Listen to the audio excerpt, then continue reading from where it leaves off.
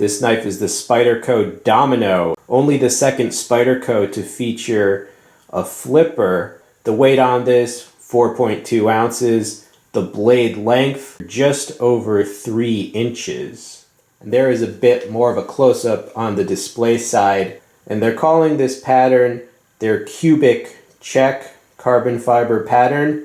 But I've heard it called the Bill Cosby sweater pattern. And, you know, I can see why. And here is the lock bar side. You can see it is titanium that is stone washed, and the pocket clip, which is 4 position by the way. You see it's a black pocket clip.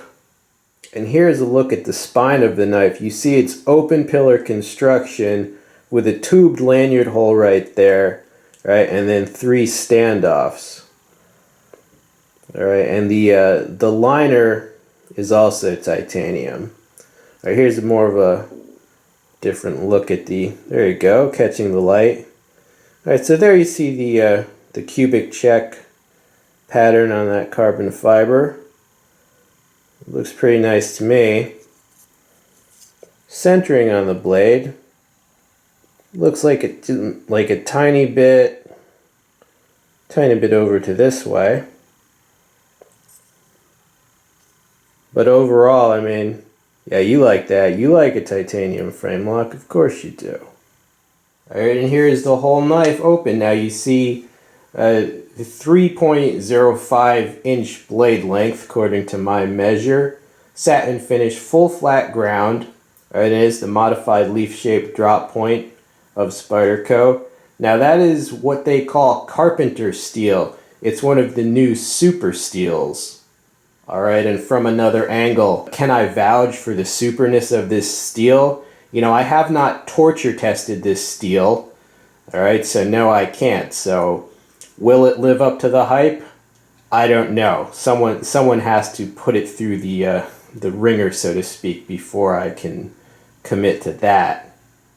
Alright, just another close-up of the blade there. You see beautiful grind lines on that. And you see how they've done it here with this ricasso section.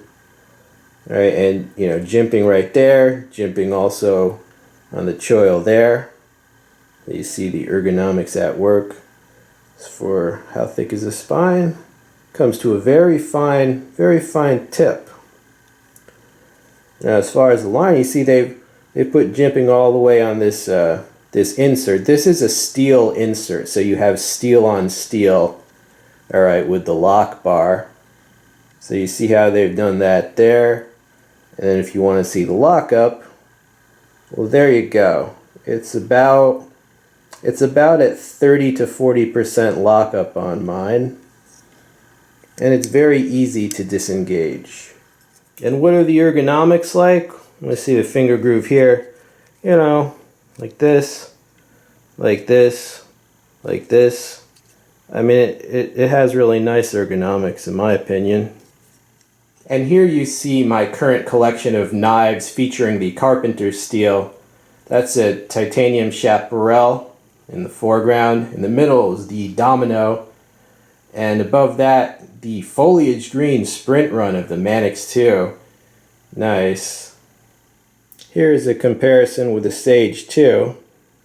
Another titanium frame lock from Spyderco. The Domino is slightly longer in overall length, alright, compared to the Sage. Alright, and the Domino there is on the left. If you compare the blade shapes, the Domino is wider. The Domino blade shape, it's very wide for its length. Alright, so how's the deployment on this? Well, as you can see, alright, the handle does overlap the opening hole a bit, and the opening hole does seem kind of off-center compared to where the cutout is, but I found that overall that has no effect. I mean, it's extremely easy to open using the opening hole with either side. So if you're a lefty and you're worried you might, you know, have trouble, as sometimes happens with a frame lock, no trouble at all for the lefties.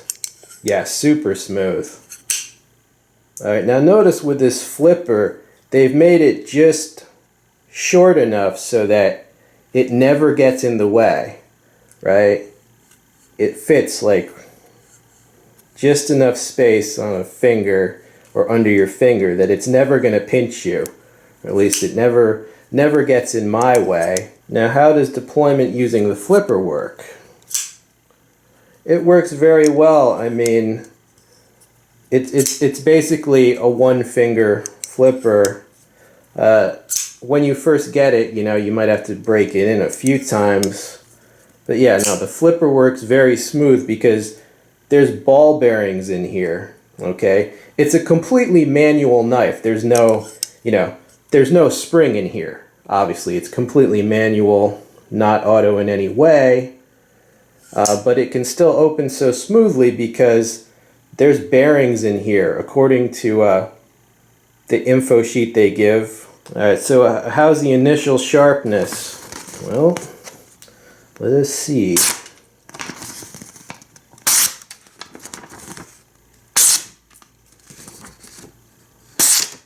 The initial sharpness is pretty good. It's not what you would call razor sharp, but it's high sharpness. Now, how do I personally feel about the carbon fiber pattern?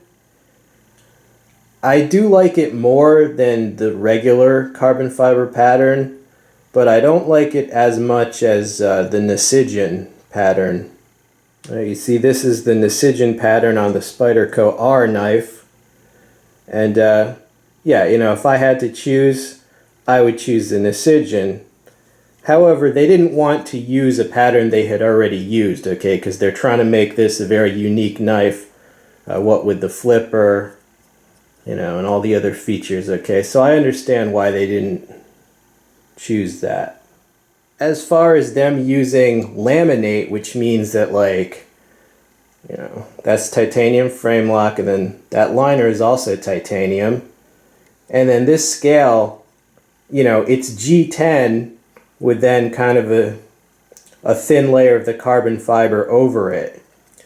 I definitely think they need to stop doing that, because I've heard many people, they just don't like that because they feel that the company is trying to, like, pull one over on them essentially. So, you know, I understand they might be doing it just, I don't know. I mean, you don't need it for strength reasons if you have that liner there. So yeah, I mean, I think they should stop that and make it just full carbon fiber. Alright, so final thoughts on the Domino. You know, why is this knife 200 when, you know, Spyderco militaries, or paramilitaries I should say, are like 130? Part of it is because it's like one of the only ones with the flipper, alright? Part of it is that titanium Framelocks always seem to command a premium.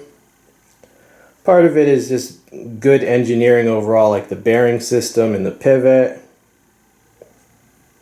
Alright, part of it is the super steel, the Carpenter steel. So yeah, I mean, they do have valid reasons for why it's a bit more pricey. So is this like a must-have?